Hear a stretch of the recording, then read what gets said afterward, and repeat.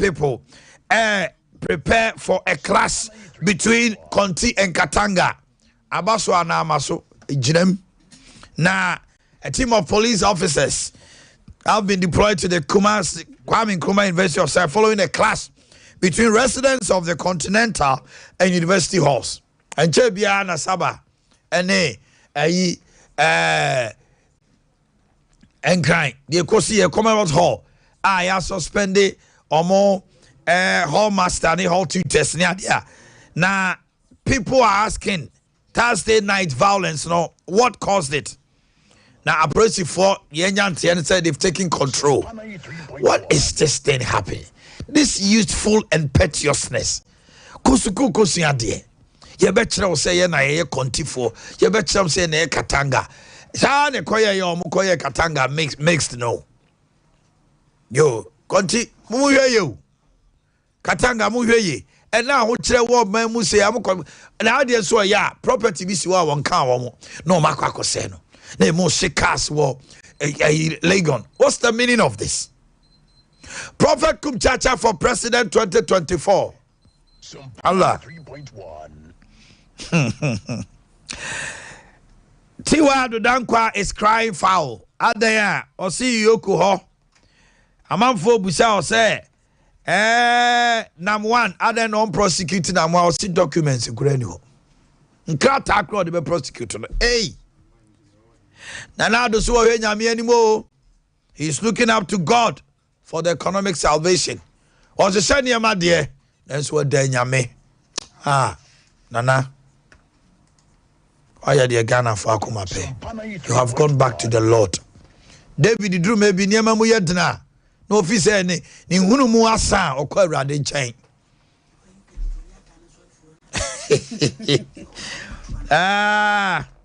Na Kwabrado Ford in Sambia to aban anim se onye. Se aban ni tia kebeboa. Enra awia kase.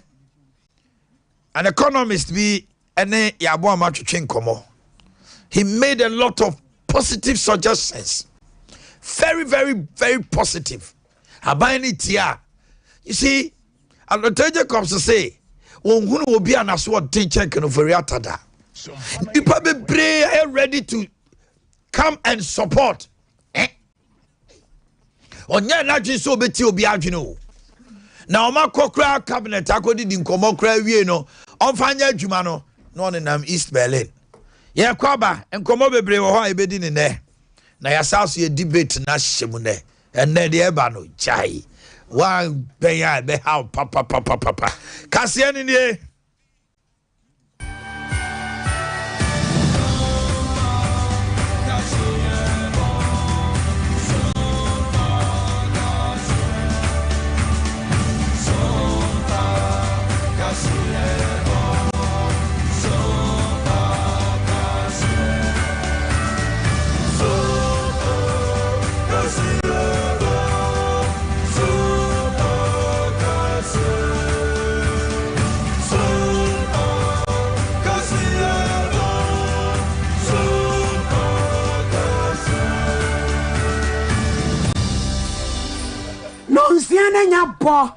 Nana nombraso enyumre anope ensema de bremo kasi abo emuda wo pa Sompa 93.1 FM Sompa 98.9 na kasi anu de obetie bi ni mampanyini nana dodankwa akufuado wo se wo denyame se wo be boa yen na ibenye sikasemu famudi na bedi akire Dr. Alhaj Mahmoud Baumia nsensrefo nhyiamudie bi ekoso ma wadi asembia tuja for man esikasem ho papa kwabradu fuaso amane yetimi ntwa IMF sanse wo man no memwa na ye mem ekuo bi edi nsusuye bi ba bonte e kansem bi kire aban na afenso adwumakuo bi adehye wa adwira